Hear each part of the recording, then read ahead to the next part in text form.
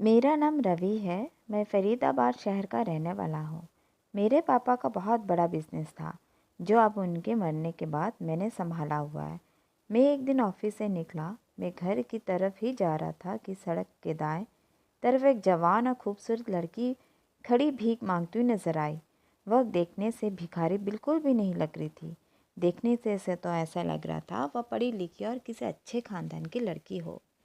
मेरे दिल ने कहा कि मुझे उसकी मदद करनी चाहिए। इसलिए मैंने अपनी गाड़ी रोकी और उस भीख मांगने की वजह पूछी। मेरी बात सुनकर उस लड़की की आंखों में आंसू भर आए। कहने लगी, मेरी माँ के सिवा इस दुनिया में मेरा और कोई नहीं है। इस लड़की ने बताया कि मेरी माँ की तबीयत बहुत ख़राब है और मेरे पास इतने पैसे भी नहीं हैं कि वह अपनी माँ का इलाज करवा सके। मैं जल्दी से उसे गाड़ी में बिठाया और उसके साथ उसके घर चला गया। उसकी माँ की हालत सच में बहुत ख़राब थी। मैंने एक प्राइवेट हॉस्पिटल में उसकी माँ का एडमिशन करवा दिया और अपनी जेब से उसका सारा इलाज करवा भी दिया। 2 दिन बाद जब उसकी माँ ठीक हुई तो मैं खुद उसे उनके घर छोड़कर आया। वह लड़की बहुत खुश थी। वह बार बार मेरा धन्यवाद कर रही थी। उसने अपना नाम दिव्या बताया था। दिव्या का अपनी माँ के अलावा इस दुनिया में और कोई नहीं था। दिव्या की मासूमियत मुझे बहुत पसंद आई। उसे देख के मेरे दिल में कुछ कुछ होने लगा था। 2-4 मुलाकातों में ही मुझे उससे मोहब्बत हो गई थी। इसलिए मैंने उसे अपनी ही ऑफिस में जॉब दे दिया। दिन व दिन मेरी बेकरारी दिव्या के लिए बढ़ती जा रही थी। उसका धीरे से बात करना और अपनी बड़ी बड़ी पलकें उठा के मेरी तरफ देखना मेरे दिल को घायल कर देता था। और फिर 1 महीने के बाद ही मैंने उसे कहा कि तुमसे शादी करना चाहता हूँ।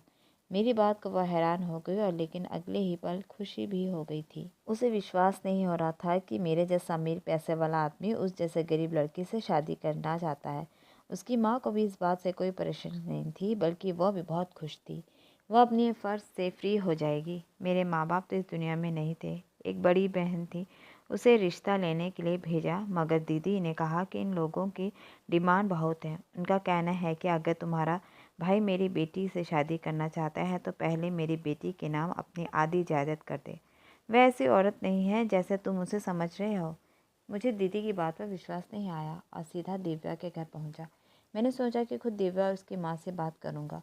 अगर वह चाहती है कि मैं अपनी आधी जायदाद उनके बेटी के नाम कर दूं तो मैं यह भी करने के लिए तैयार था। दिव्या के बिना रहने के बारे में सोचना भी नहीं सकता था। हो सकता था कि दिव्या की माँ अपनी बेटी की फ्यूचर के लिए कुछ ज़्यादा ही फिक्र हो। उन्हें डर हो कि कहीं मैं उनकी बेटी को फ्यूचर में छोड़ ना दूँ। इसलिए वो अपनी बेटी की सेफ्टी के लिए ऐसा करना चाहती है। इसलिए मैं इस बात पर भी तैयार था। मैंने देखा कि दिव्या के दरवाजे पर ताला लगा हुआ था। मैंने आसपास के लोगों से पता किया तो उन्होंने बताया कि यहाँ पर वो लोग किराए पर रहते थे और कल ही हमेशा के लिए घर छोड़कर चले गए हैं। वो लोग हमेशा हमेशा के लिए शहर छोड़कर जा चुके थे। मैं हैरान परेशान था। दिव्या तो उस रिश्ते को लेकर कितनी खुश थी और उसकी माँ को भी शादी से कोई परेशानी नहीं थी। फिर वह भला सब कुछ छोड़ छाड़ कर कहाँ चले गए थे। मैं पागलों की तरह दिव्या को ढूंढ रहा था। उसका मोबाइल फ़ोन भी बंद जा रहा था। मुझे वह लड़की दोबारा नहीं मिली। मैंने उसे पूरे फरीदाबाद में ढूंढा था, मगर वह तो पता ही नहीं चला कि आखिर वह कहाँ गई। धीरे धीरे 6 महीने गुजर गए थे। उसका नंबर अब तक बंद था। मैं हैरान था कि अगर उसने मुझसे शादी ही नहीं करनी थी तो शादी करने के लिए राज़ी क्यों हुई थी। अगर राज़ी हो गई तो यह शहर छोड़ने का क्या मतलब था। मेरी दीदी मुझे कहती थी कुछ लोग इस काबिल ही नहीं होते कि उन्हें अपनी इतनी बड़ी इज्जत का सम्मान दिया जाए। उनकी उम्मीदों से बढ़कर उन्हें दिए गए। तुम्हारा दिल साफ है और तुम हर किसी को अपनी तरह समझते हो। हर किसी पर जल्दी विश्वास कर लेते हो। सब लोग वैसे नहीं होते जैसा तुम समझते हो। क्योंकि लड़की को देख लो, तुमने उसके लिए क्या कुछ नहीं किया और वह किसी और लड़के के खातिर तुम्हें छोड़कर चली गई। इसलिए तुम भी उस लड़की के बारे में भूल जाओ। मैं खुद तुम्हारे लिए एक अच्छी लड़की और प्यारी सी लड़की लाऊंगी कि तुम देखते रह जाओगे। मैंने कहा, लेकिन दीदी वह मेरे साथ शादी करने के लिए बहुत खुश थी। फिर भला वह किसी दूसरी लड़की की खातिर मुझे क्यों छोड़ देगी। दीदी ने कहा, हो सकता है उसे तुमसे भी अमीर लड़का मिल गया हो, इसलिए उसने तुम्हें छोड़ दिया। मैं फिर दीदी के सामने कुछ नहीं कह सका क्योंकि वह मेरी माँ के समान थी। मैं उनका बहुत सम्मान करता था। मैंने दिव्या की खातिर अपना समय, अपना सब कुछ दांव पर लगा दिया था। उसको भूल जाना आसान नहीं था। उसने मेरा दिल तोड़ दिया था, मुझे धोखा दिया था। लड़कियों को तो मेरे पीछे दीवानी थी। मुझे खुद शादी के लिए प्रपोज करती थी, लेकिन मैं अपनी पत्नी के रूप में एक सिंपल सी लड़की चाहता था जो मुझे सच्ची मोहब्बत दे सके, और सिंपल सी लड़की और सच्ची मोहब्बत देने वाली लड़की मुझे दिव्या में नज़र आई थी, इसलिए मैं उस पर दिल हार बैठा था। मैंने दिव्या को तलाश करने के लिए ज़मीन आसमान यहाँ से वहाँ कर दिया था, पर ना जाने वह दुनिया के किस कोने में छुप गई थी। समय गुजर रहा था और 2 साल गुजर गए थे, जब दीदी ने एक दिन वह कहा कि अब मैं तुम्हारी शादी करके रहूँगी। आखिर कब तक जाने वाले का दुख मनाते रहोगे? जिन्हें साथ निभाना हो वह बीच रास्ते में छोड़कर नहीं जाया करते। मैं और तुम्हारे जीजू सिर्फ तुम्हारी वजह से ही इस घर में रहते हैं। अब शादी कर लो ताकि मैं भी अपने घर जा सकूं। आखिर कब तक यहाँ रही पढ़ूंगी? मेरी दीदी और उसके पति इस घर में रहते थे। वह मेरी सौतेली बहन थी, पर फिर भी मेरा बहुत ख्याल रखती थी। उन्होंने ज़िंदगी में हर मोड़ पर मेरा साथ दिया था। मेरे पापा ने भी 2 शादियां की थी। एक शादी अपने घर वालों की मर्ज़ी से और दूसरी शादी अपनी पसंद से। पापा की पहली पत्नी से एक बेटी हुई थी जो मेरी दीदी है और मुझे 8 साल बड़ी थी। अब मैं दूसरी पत्नी से था जिसे पापा ने पसंद की थी। जिस दिन पापा मेरी माँ को अपने घर लेके आए थे तब मैं 2 साल का था। पहले तो दादा ने पापा को बहुत विरोध किया था, मगर जब देखा कि मेरी माँ ने उन्हें इस घर का वारिस दिया है तो उन्होंने मेरी माँ को स्वीकार कर लिया था। और फिर मैं और मेरी माँ वहीं रहने लगी थी। जैसे मैं बड़ा होता जा रहा था मुझे अपने खानदान वालों से प्यार मिलता गया। दादा दादी पापा सब कुछ बहुत प्यार करते थे, पर मेरी दीदी मुझसे बहुत चिढ़ा करती थी। वह कहती थी कि तुम तो बहुत मनहूस हो, जब से आई हो मुझसे ज़्यादा सब तुम्हें प्यार करते हैं। तुम्हारे आते ही सबने मुझे इग्नोर करना शुरू कर दिया। मैं दीदी मुझे मारा भी करती थी। मैं पापा से शिकायत करता था और पापा कहते थे कि तुम दोनों भाई बहन को बस माँ अलग अलग है तो क्या हुआ, मगर तुम दोनों मेरी ही औलाद हो। अगर ऐसे लड़ते रहोगे तो सब क्या कहेंगे कि दोनों बच्चे कितने बदतमीज़ हैं। मैं पापा से कहता कि मैं दीदी से नहीं लड़ता, वही मुझसे झगड़ा करती है। और मेरी माँ भी मुझे यही कहती थी कि कोई भी औरत चाहे वह घर के अंदर हो या बाहर, उसका हर हाल में सम्मान करना चाहिए। और तुम्हारी दीदी तुमसे बड़ी है, कभी कुछ कह दो देती है, लेकिन चुपचाप उसका कहना मान लेना। कभी उससे बहस मत करना। अच्छे बच्चे की यही निशानी होती है। बहनें तो बहुत प्यारे करने वाली होती है। मम्मी की नसीहत सुनकर मैं दीदी से सॉरी बोल दिया करता था और चाहता था कि ठीक है दीदी, अब मैं आपकी सारी बात मानूंगा। मेरी यह बात सुनकर पापा प्यार से मेरा माथा चूम लिया करते थे और दीदी पाँव पटकती रह जाती थी, कमरे में चली जाती थी। धीरे धीरे मैं बड़ा होता गया और जब एक दिन माँ सीढ़ियों से नीचे गिरी और उसके सर पर गहरी चोट लगी, जिससे वह 2 दिन तक सांस तो लेती रही, मगर तीसरे दिन वह मुझे छोड़कर इस दुनिया से चली गई। मैं उस समय 11 साल का हो चुका था। मुझे ऐसा लगा था कि जैसे मौत ने मेरा घर का रास्ता देख लिया है, क्योंकि अगले 2 सालों में दादा दादी भी चल पड़े थे। इन 3 दिनों में पापा बिल्कुल टूट कर रह गए थे। अब वह मेरी पहले से भी ज़्यादा ख्याल रखने लगी थी और मेरी बड़ी बहन से कहती थी कि अब घर को संभाला तुम्हारी जिम्मेदारी है। वह पापा के सामने मुझे बहुत प्यार से बात करती थी और जब पापा कमरे में चले जाते थे तो मुझसे कहती थी कि तुम मेरी सौतन की औलाद हो, अपनी माँ के साथ ही मर जाते तो अच्छा होता। जिस दिन से तुम माँ बेटे हमारे घर में आए हो हमारे घर को नज़र लग गई है। पहले कैसे हमारे घर में खुशियाँ हुआ करती थी, तुम लोगों का मनुष्य आया जब से, और कभी खाना जल जाता है। मैं हैरान होती थी कि यह सब कुछ कैसे हो जाता है। पापा मेरी माँ को समझाया करते थे कि यह सब तुम्हारा वहम है। माँ कहती है कि मेरा वहम नहीं है। जब से यहाँ आई हूँ मेरे साथ कुछ ना कुछ उल्टा ही हो रहा है। कभी कोई फ़ोन करके मुझे अजीब किस्म की आवाज़ में डराता है, पर मुझे अब उसकी आवाज़ समझ नहीं आती थी। आखिर सामने वाला फ़ोन पर मुझे कहना क्या चाहता है और वह मुझे क्यों डराता है। पापा माँ को समझाने को ऐसा कुछ भी नहीं है, तुम बस उल्टा सीधा खुद ही सोचती रहती हो। माँ कहती है कि मैं आपको नंबर दिखाती हूँ, मैं झूठ नहीं बोल रही हूँ।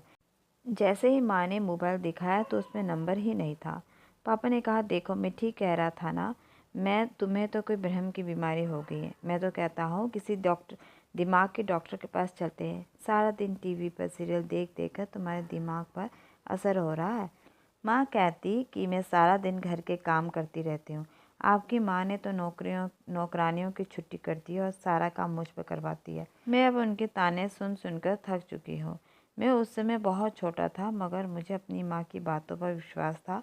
इस घर में ऐसा कौन था जो मेरी माँ के तंग कर रहा था? मैं जानना चाहता था, लेकिन तभी उन्हें दिनों अचानक माँ की डेथ हो गई थी। वह सीढ़ियों से कैसे गिरी समझ नहीं आया था। सबने कहा था कि मेरी माँ को दिमागी समस्या है, इसी वजह से उनका संतुलन बिगड़ गया होगा और वह सीढ़ियों से खुद ही गिर गई होगी। जब मेरी माँ मर गई तो किसी का कुछ नहीं हो गया था। सब अपनी अपनी ज़िंदगी में बिजी हो गए थे, पर मेरी ज़िंदगी जैसे रुक गई थी। मेरी माँ तो चली गई थी और उनके जाने के बाद मैं बिल्कुल अकेला हो गया था। पापा ने मुझे बड़ी माँ यानी मेरी सौतेली माँ के हवाले कर दिया था।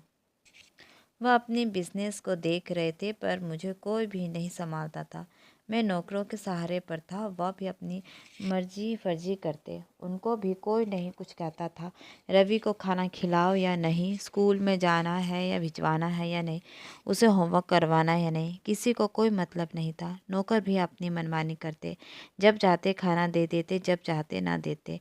मैं भूखा उनके पीछे पीछे रोता फिरता रहता था। एक बच्चा जिसकी माँ नहीं है, उसका कोई भी नहीं समझ सकता। जिस दिन मेरी माँ इस दुनिया से गई थी, उसी दिन मेरी खुशियाँ भी उसी के साथ चली गई थी। मैं स्कूल से कॉलेज में पहुंच चुका था जब दीदी की शादी हुई, और शादी के बाद भी वह यहीं रहने लगी थी, क्योंकि बड़ी माँ अपनी आँखों से उन्हें दूर नहीं करना चाहती थी। और फिर एक दिन रोड एक्सीडेंट में पापा और बड़ी माँ भी हैंड डेथ हो गई थी। वह दोनों एक रिश्तेदार की शादी में जा रहे थे कि गाड़ी का टक्कर से बस हो गया और उन दोनों की मौत हो गई थी। और फिर उसके बाद सब कुछ मेरी दीदी और मेरी जीजा ने संभाल लिया था। पापा के वकील ने बताया कि मेरे पापा पहले ही सब कुछ मेरे नाम कर चुके थे और मेरी मम्मी इकलौती थी, उनका सब कुछ पहले से ही मेरे नाम पर था। दीदी को पापा ने शादी के समय उनका हक दे दिया था, लेकिन इस बात का मुझे नहीं पता था। दीदी सदमे में थी लेकिन उनका बहुत ख्याल रखा। फिर धीरे धीरे दीदी का व्यवहार मेरे साथ ठीक हो गया था। दीदी के अच्छे व्यवहार से मैं बहुत खुश था। दुनिया में मेरा था ही कौन दीदी के अलावा। दीदी से प्यार मिला तो जिंदगी में जैसे खुशी की लहर दौड़ गई थी। दीदी कहती थी कि बड़ी बहन भी माँ की जैसी होती है, कभी खुद को अकेला मत समझना। मैं बहुत खुश हो गया था, अब मैं अपनी पढ़ाई भी अच्छे से जारी कर सकता था। एक दिन दीदी ने कहा कि जब तक तुम्हारी शादी नहीं हो जाएगी, मैं और तुम्हारी जीजा यहाँ ही रहेंगे। अब माँ बाप के बाद मेरा तुम्हारे अलावा और कोई भी नहीं है।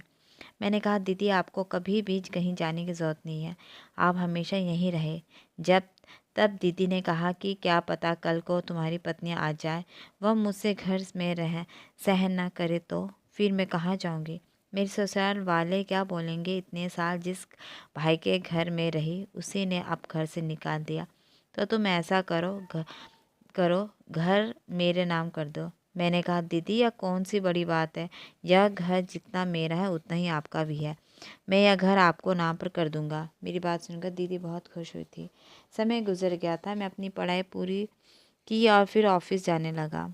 अब पापा को बिजनेस संभाल लिया था, और फिर दीदी ने अपनी पसंद से अब मेरी शादी के लिए एक लड़की भी करवा दी। शादी की रात जैसे ही मैं कमरे में पहुंचा, मेरी पत्नी की तबीयत खराब हो गई थी। मैं जल्दी से उसे लेकर हॉस्पिटल पहुंचा, लेकिन वह मर चुकी थी। मेरी सास ससुर भी वहीं हॉस्पिटल में आ गए थे। उन्होंने पुलिस बुला ली और मुझ पर इल्ज़ाम लगा दिया कि मैं ही उनकी बेटी को मारा है। मेरे ससुर ने मुझे एक थप्पड़ मारा और फिर पुलिस पकड़ कर ले गई। बड़े मुश्किल से 3 महीने बाद मेरे जीजा ने मुझे जेल से छुड़वाया। धीरे धीरे मैं इस हादसे को भूल गया था, हालांकि इसे भूलने में मुझे काफ़ी समय लग गया था।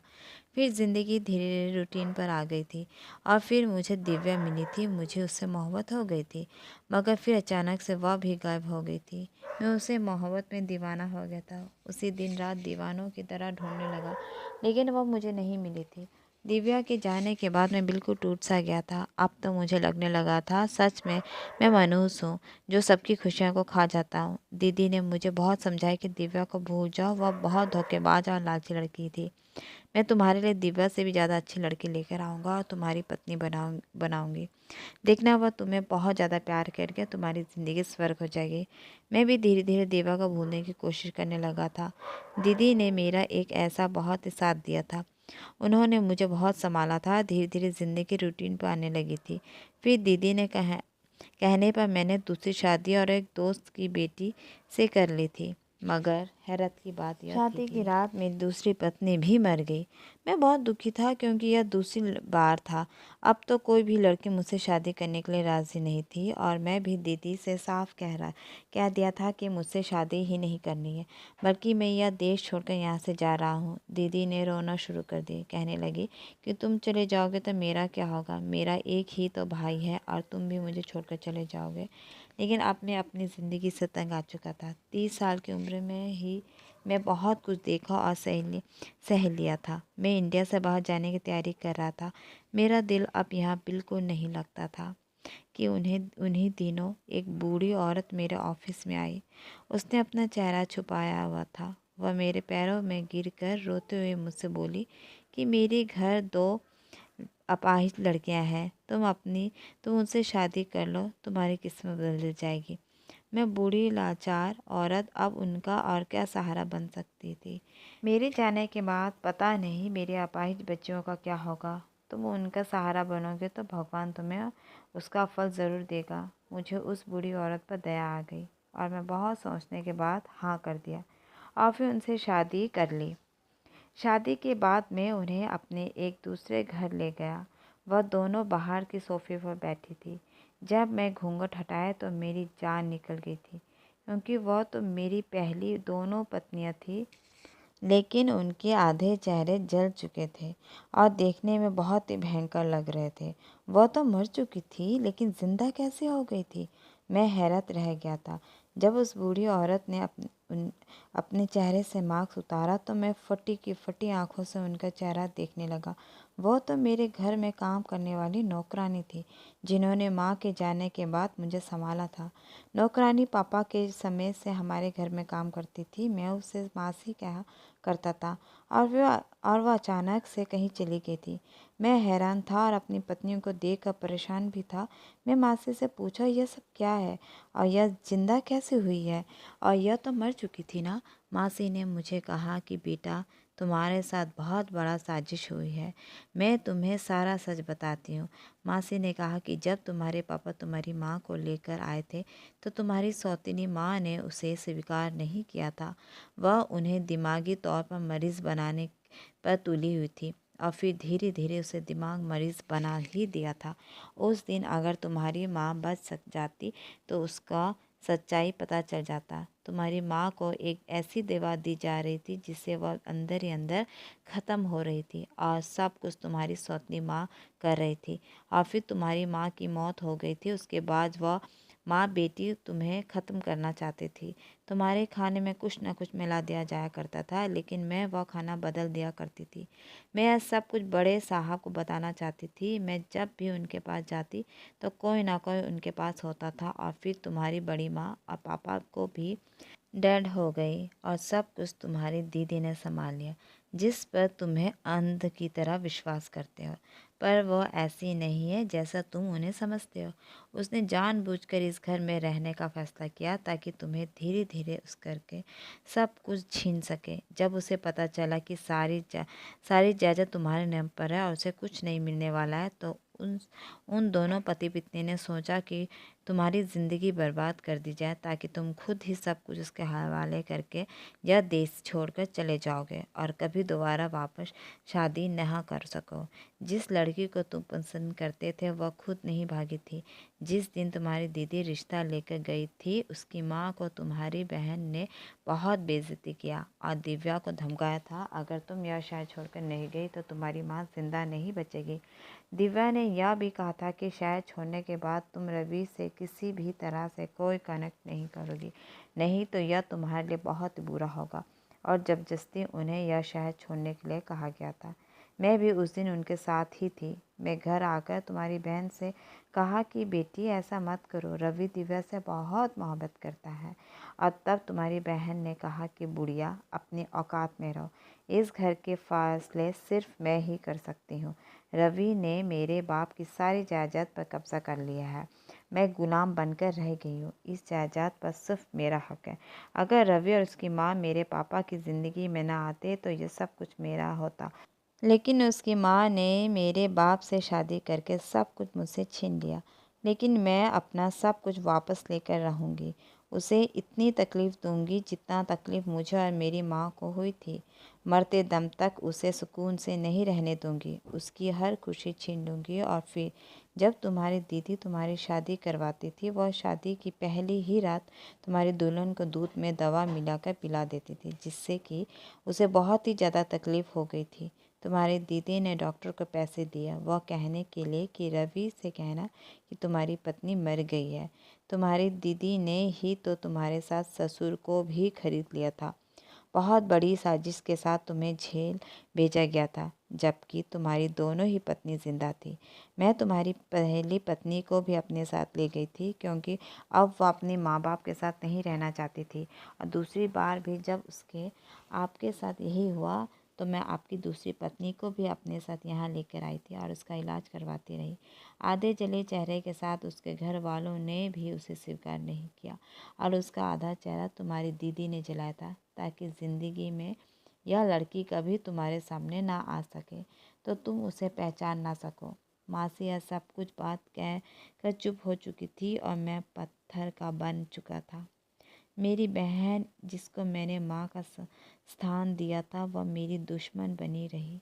जिस पर मैं अंधविश्वास अंध की तरह विश्वास करता था, वही मेरी खुशियाँ छीन लेनी चाहती थी।